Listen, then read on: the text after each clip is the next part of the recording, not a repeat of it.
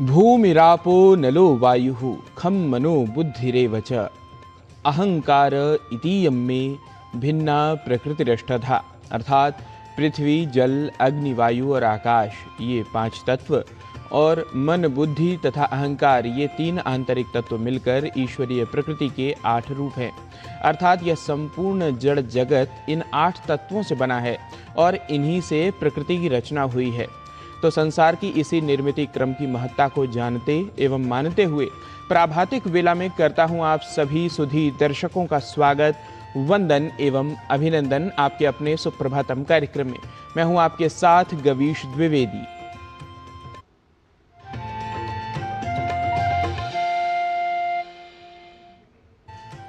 तो प्रभात की इस वेला में दिन का प्रारंभ करते हैं आज के वार, तिथि, नक्षत्र आदि को जानकर।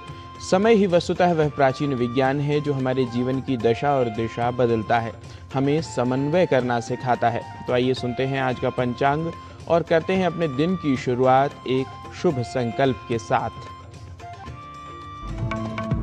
आज का पंचांग युगाब्द 5128, विक्रम संवत 2083, शक संवत 1948, उत्तरायण, ज्येष्ठ मास, शुक्ल पक्ष, अष्टमी तिथि, सोमवार, उत्तरा फाल्गुनी नक्षत्र। आज का दिन सभी के लिए मंगलमय हो। आप जानते ही हैं कि कल विश्व ने अंतर्राष्ट्रीय योग दिवस मनाया। इस वर्ष योग दिवस का 12वां संस्करण मनाया गया। योग समाधि की अवस्था तक ले जाने वाली एक वैज्ञानिक पद्धति है। चित्त को संपूर्णता के साथ शांति योग द्वारा ही प्राप्त होती है। तो आइए योग महात्म्य को ही आज जान लेते हैं सुभाषित के माध्यम से। चित्त प्रशमनोपायो योग इत्यभिधीयते, प्राणस्पंद निरोधो वा द्वेधा योगस्य धारणा। चित्त को पूरी तरह शांत करने का उपाय योग कहलाता है। इस लक्ष्य को प्राप्त करने के लिए योग की 2 पद्धतियां बताई गई हैं: मन को शांत करना और श्वास की गति को नियंत्रित करना। Yoga is the means of completely calming and quieting the mind. To attain this goal, 2 principal methods of yoga are prescribed: calming the mind and regulating the flow of the breath.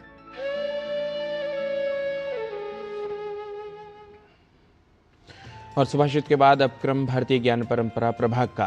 क्या आप जानते हैं कि योग का इतिहास महर्षि पतंजलि से भी पुराना है? वेदों और उपनिषदों में छिपे योग के इतिहास और इसके वैज्ञानिक महत्व को समझिए हमारे सहयोगी डॉक्टर नारायण दत्त मिश्र की इस विशेष रिपोर्ट के माध्यम से।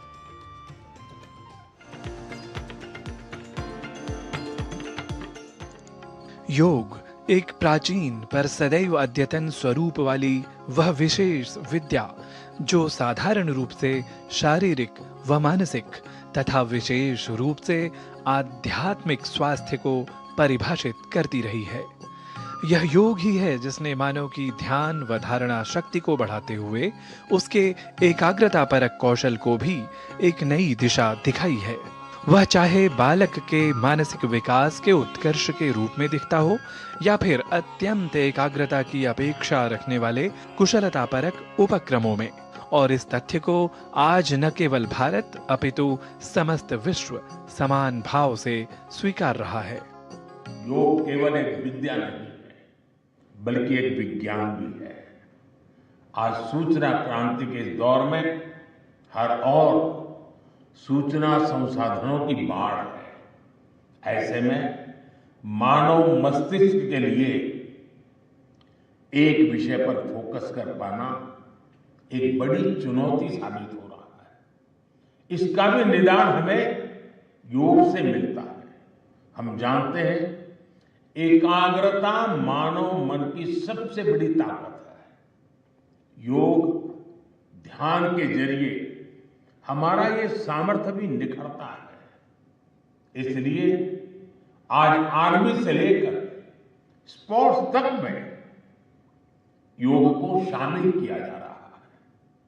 स्पेस प्रोग्रेस में भी जो एस्ट्रोनॉट्स को ट्रेनिंग दी जाती है, उन्हें भी योग और ध्यान की ट्रेनिंग दी जाती है। यह सच है कि आज का समाज योग को साधारण रूप से शारीरिक सौष्ठव बनाए रखने वाले एक अभ्यास के रूप में ही सीमित कर देख रहा है, जहां आसन तथा प्राणायाम को ही योग समझकर महर्षि पतंजलि को सर्वप्रथम योग विद्या के प्रवर्तक के रूप में स्वीकारा जाता है। ऐसे में योग के वास्तविक इतिहास को संस्कृत वाङ्मय के सबसे प्राचीन ग्रंथों के आधार पर जान लेना अत्यावश्यक हो जाता है। संस्कृत ग्रंथों से अनेक उद्धरण प्राचीन हमें प्राप्त होते हैं योग के बारे में। इसमें ऋग्वेद से मेधातिथिकाण्व का मंत्र प्रथम मंडल के 18वें सूक्त में मिलता है, जिसमें कहा गया है साधीनाम योगाम इन्वति, अर्थात योग और ध्यान को एकत्रित करने पर, एक साथ लगाने पर विपश्चित, बहुत विशाल चित्त का मनुष्य स्वामी बनता है। इसके अलावा जब हम आगे बढ़ते हैं तो अथर्ववेद एवं यजुर्वेद में योग के अलग अलग रेफरेंसेस प्राप्त होते हैं, किंतु अष्टांग योग का पहला संपूर्ण उद्धरण हमें योगी याज्ञवल्क्य स्मृति में इस पुस्तक में प्राप्त होता है, जो कि अभी हाल ही में कुछ वर्षों पहले प्रकाशित हुई है पांडुलिपि में। किंतु संपूर्ण योग को एक विधा के रूप में, एक प्रस्थान बिंदु के रूप में प्रस्तुत करते हैं पतंजलि ईसा पूर्व 2री शताब्दी में। योग के सैद्धांतिक उल्लेखों व उद्धरणों के साथ साथ योग के मूर्त या प्रायोगिक रूपों के विवरण भी हमें पौराणिक व पुरातात्विक संदर्भों के रूप में प्राप्त होते हैं। पौराणिक स्रोतों के अनुसार भारत में योग की शुरुआत त्रेता युग में होती है, जब कृषि एवं पशुपालन की शुरुआत हुई, और हम पाते हैं कि कुछ योगासन पशुओं की अनेक मुद्राओं से प्रभावित हैं। पुरातत्व की दृष्टि से आगे बढ़ें तो हमें इंडस वैली या हड़प्पन संस्कृति में एक योगी पशुपति की मुद्रा प्राप्त होती है, जो कि लगभग ईसा पूर्व 2500 वर्ष का है। वो योगी चिन्ह मुद्रा में, इस तरह की हथेली नीचे के हुए चिन्ह मुद्रा में बैठा हुआ है। और आगे चलकर हम देखते हैं कि इंडस वैली से प्राप्त हुई योग की मुद्राएं आगे बढ़ती हैं और ईसा से 700 वर्ष पूर्व राजस्थान के बालाथल में हमें दूसरा पुरातात्विक प्रमाण मिलता है, जहां पर एक योगी समाधिस्थ है, वह भी इसी तरह की चिन्ह मुद्रा में। योग के प्राचीनतम व नवीनतम संदर्भों तथा परिपाटियों के आलोक में योग विद्या की वैज्ञानिकता पर भी निस्संदेह अब फिर से युगानुरूप नवीन शोधों की आवश्यकता है। जो सबसे महत्वपूर्ण सूचना हमें दी है पतंजलि ने, वो ये कि परचित्त ज्ञानम, योग के द्वारा दूसरे व्यक्ति के चित्त में उभरने वाले विचारों का अध्ययन हम कर सकते हैं। और भी कुछ दिनों पहले वाशिंगटन यूनिवर्सिटी में एक ऐसा प्रयोग भी हुआ है जिसमें ब्रेन ट्रांसमीटर और ब्रेन रिसेप्टर बना लिए गए हैं, जिनके द्वारा वो कंप्यूटर्स को इंस्ट्रक्शन दे सकते हैं अपने मन में सोच करके, जिसमें भारतीय वैज्ञानिक भी शामिल रहे हैं। निस्संदेह योग को अब आसन व प्राणायाम की सीमा से उठकर उसे उस वैज्ञानिकता के परिप्रेक्ष्य में समझने का समय आ गया है, जिसके कारण भारतीय ज्ञान परंपरा में योग विद्या का अत्यंत महनीय स्थान रहा है। नारायण दत्त मिश्र, डीडी न्यूज।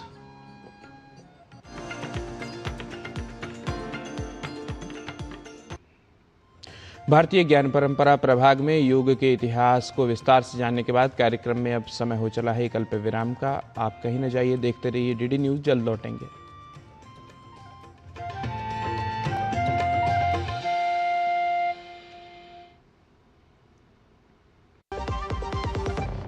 खाने में मेरी क्वीन के लिए क्या है?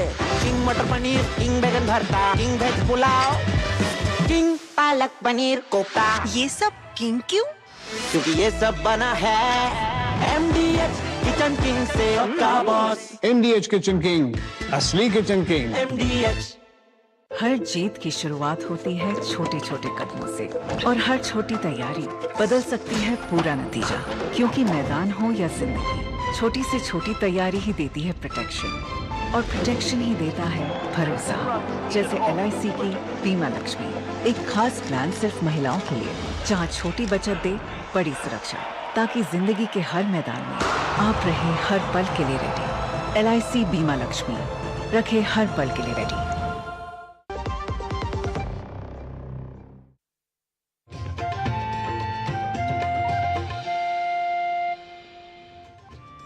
विराम के पश्चात आप सभी का स्वागत है सुप्रभातम कार्यक्रम में। स्वस्थ रहने की प्राकृतिक यात्रा में हम आपके लिए लेकर आए हैं स्पेशल हेल्थ सीरीज योग 360, जिसमें स्वास्थ्य को समग्र दृष्टिकोण से समझने और अपनाने का प्रयास किया जाता है। आज की भागदौड़ भरी जिंदगी, तनाव, अनियमित खानपान और बदलती जीवन शैली के बीच एक समस्या तेजी से बढ़ रही है, उच्च रक्तचाप यानी हाई ब्लड प्रेशर। इसे अक्सर साइलेंट किलर भी कहा जाता है, क्योंकि कई बार इसके लक्षण स्पष्ट नहीं होते, लेकिन यह हृदय, मस्तिष्क और किडनी जैसे महत्वपूर्ण अंगों को गंभीर नुकसान पहुंचा सकता है। इसी विषय पर सभी महत्वपूर्ण पहलुओं के विषय में जानने के लिए आइए देखते हैं आज के योग 360 प्रभाग को।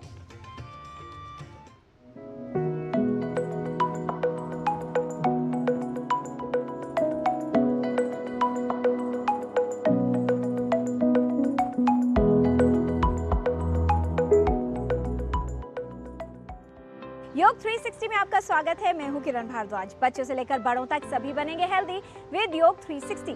क्या आप दिन भर मोबाइल पर लगे रहते हैं, स्ट्रेस बहुत ज्यादा लेते हैं, आपकी नींद पूरी नहीं होती, या फिर ऑयली, नमकीन और जंक फूड ये सब आपका फेवरेट है? तो सावधान हो जाइए, क्योंकि आप हाई बीपी के रिस्क में हैं।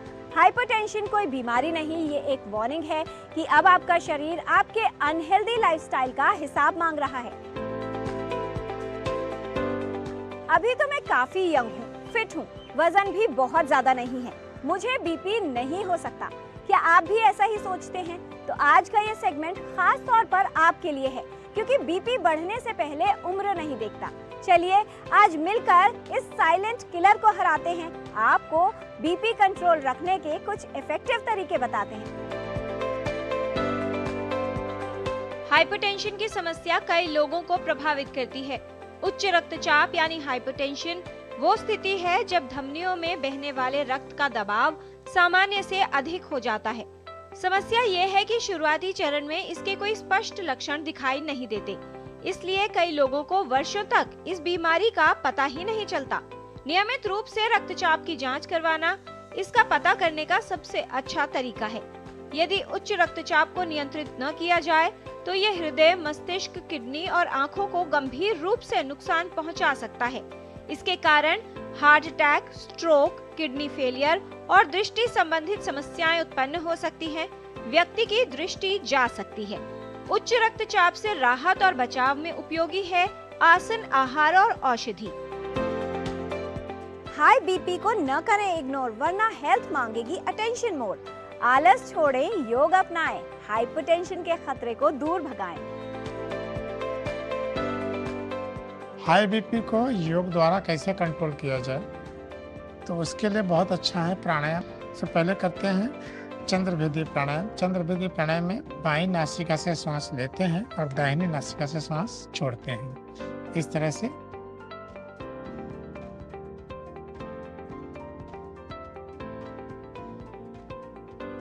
इसे 15 से 20 राउंड, 25 राउंड एज और कैपेसिटी कर सकते हैं। धीरे धीरे इसका काउंट बढ़ा सकते हैं। इसके बाद है भ्रामरी प्राणायाम। तो भ्रामरी प्राणायाम करने के लिए आंखें बंद करके लंबी सांस लेंगे और बी की आवाज की तरह धीरे धीरे साउंड करते हुए सांस छोड़ेंगे।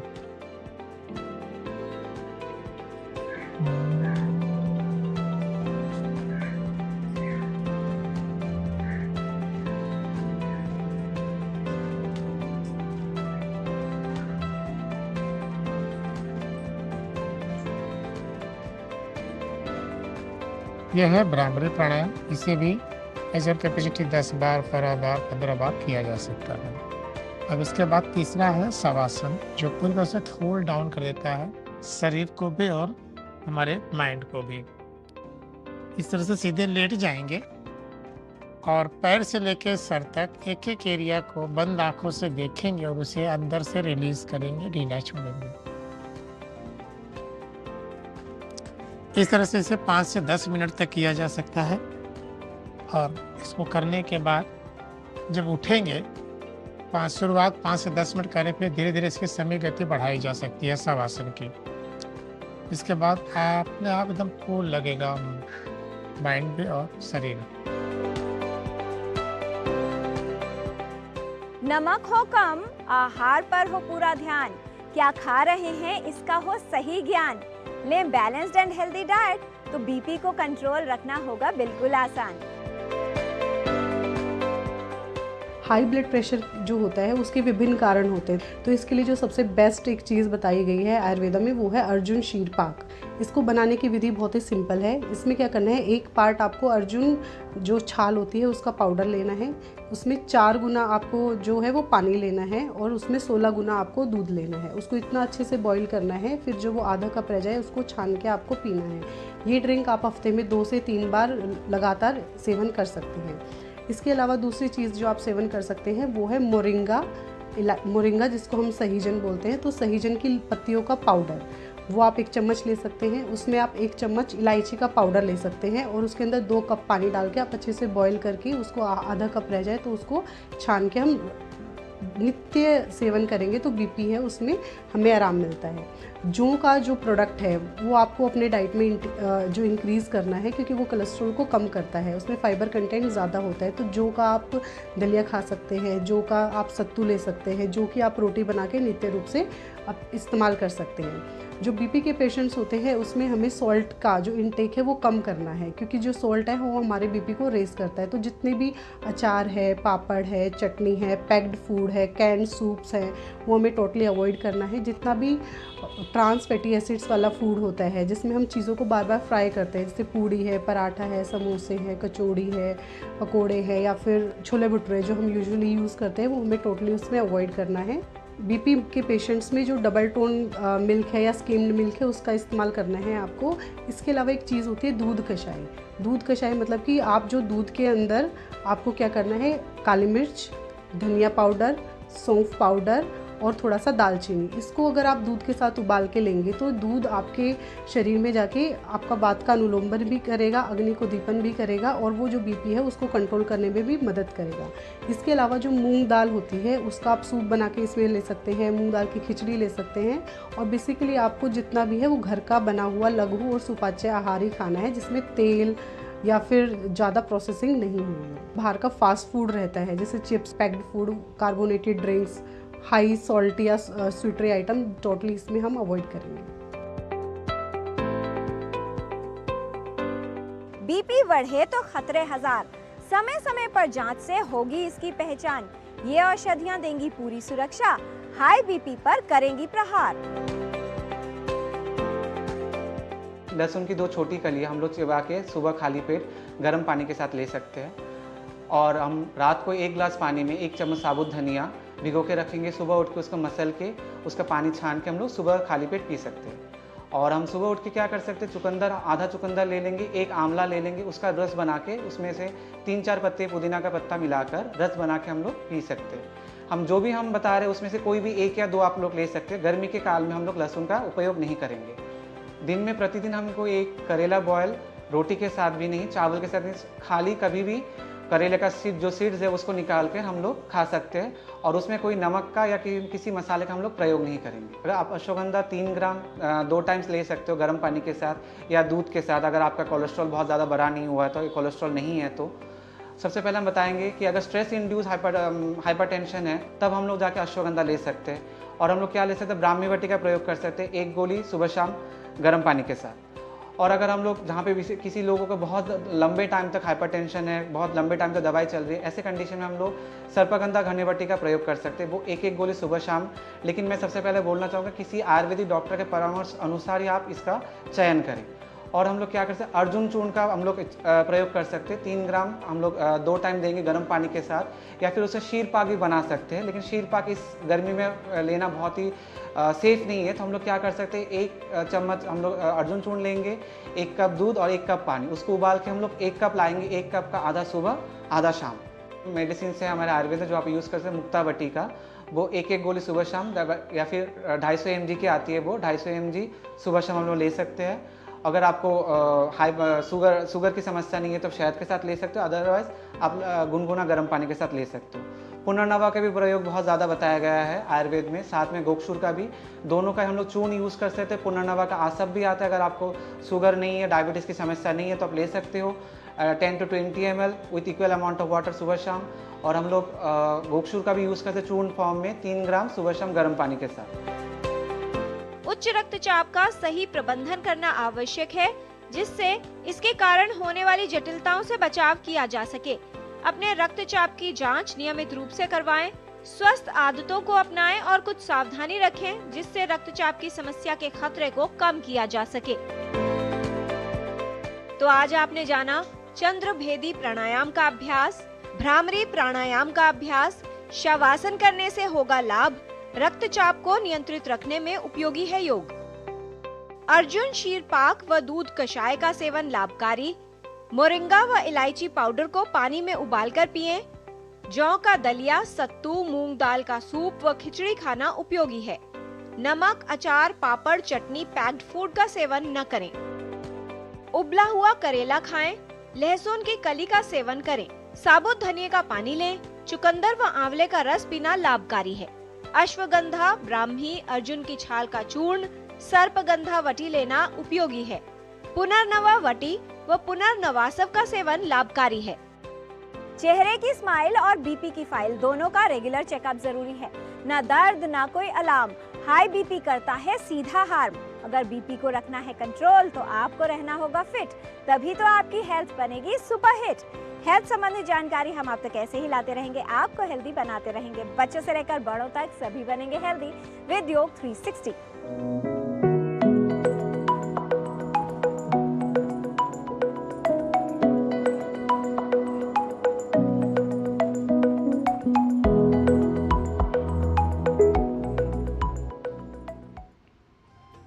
सुप्रभातम कार्यक्रम में स्वास्थ्य प्रभाग के पश्चात अब क्रम संस्कृत पाठशाला का यशस्वी भव या भवः, विजयी भव या भवः क्या है शुद्ध प्रयोग। आइए जान लेते हैं संस्कृत पाठशाला की आज की कक्षा में। इस विषय में भव और भवः के बीच के भेद को बताकर आपके संज्ञान को दृढ़ करने के लिए तैयार हैं हमारे सहयोगी डॉक्टर नारायण दत्त मिश्र।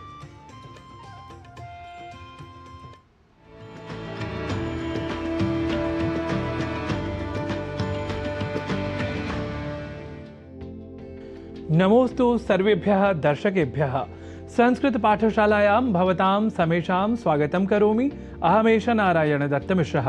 संस्कृत पाठशाला में अब तक आप संस्कृतानुरागियों ने विशेष रूप से जाना है साधारण शब्दों की शुद्धता और अशुद्धता को, पर आज हम बात करेंगे एक क्रियार्थक शब्द की, जिसे हम संस्कृत में धातुपद भी कहते हैं।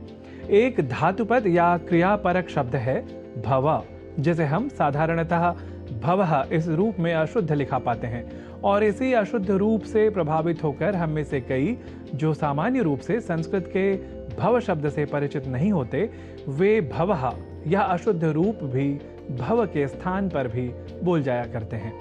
देखिए, भव का अर्थ है हो या हो, जबकि भवः का अर्थ संसार या स्वयं भगवान शिव यह होता है। हम इन दोनों अर्थों को वाक्यों के प्रयोग के माध्यम से भी समझ लेते हैं। स्वस्थः भव अर्थात स्वस्थ हो या होवो, ऐसे ही भवः इत्येतेन शंकरः कथ्यते अर्थात भव इस नाम से शंकर को कहा जाता है।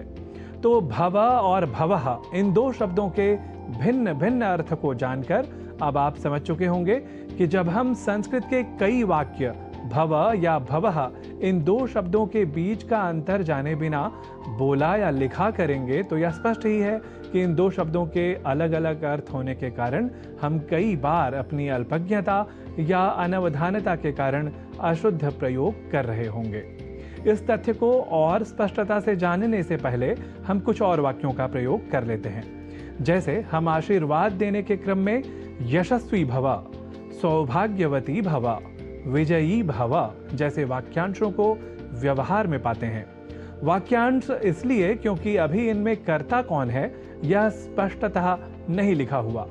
जैसे यशस्वी भव का अर्थ है यश वाला या यशस्वी हो या हो या होवो, जिसके लिए यहाँ साधारण रूप से संस्कृत शब्द जो दिख रहा है वह है भव। तो इसका कर्ता या कर्तृपद होगा त्वम, जिसका अर्थ है तुम। तो अब यशस्वी भव का अर्थ आप पूरी तरह से स्वयं समझ चुके होंगे। जी हाँ, तुम यशस्वी हो। ऐसे ही सौभाग्यवती भव का अर्थ होगा तुम सौभाग्य वाली या सौभाग्यवती हो। और फिर ऐसे ही विजयी भव अर्थात तुम विजयी हो। तो अब जब हम यशस्वी भव, सौभाग्यवती भव, विजयी भव के स्थान पर यशस्वी भवः, सौभाग्यवती भवः, विजयी भवः ऐसे प्रयोग करने लग जाएं या कहीं लिखा पाएं तो आप प्रश्न करेंगे ना कि यह अशुद्ध लिखा हुआ है। भवः का अर्थ होता है संसार या शिव, जबकि भव का अर्थ होता है हो या हो। समग्रता से कहें तो अब आप समझ चुके होंगे कि यशस्वी भव, सौभाग्यवती भव, विजयी भव जैसे प्रयोगों में हमें भव का प्रयोग अधिक ध्यान के साथ करना होता है ताकि भाषागत मर्यादा बनी रहे और उससे भी कहीं अधिक जो हम कहना चाह रहे हैं वह सर्वथा शुद्ध और तर्कसंगत भी हो। अस्तु, संस्कृत पाठशाला दर्शक वृंद संस्कृतानुरागी भव इत्येवं कामयमानः सम्प्रति अनुमतिः देया पुनरागमनाय। पुनरपि अस्तु तावत्, नमः।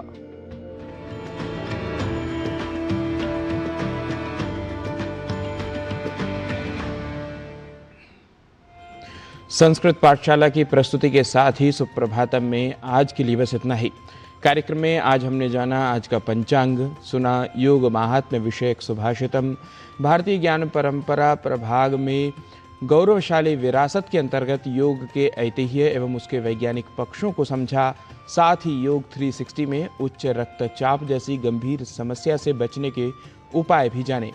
आशा है कि कार्यक्रम की ये सभी प्रस्तुतियां आपके दिन को सकारात्मक ऊर्जा, नई प्रेरणा और ज्ञान से भरने में सहायक रही होंगी।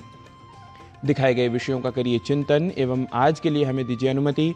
आपका दिन मंगलमय, स्वास्थ्यवर्धक और सफल हो, इसी सत्कामना के साथ नमस्कार।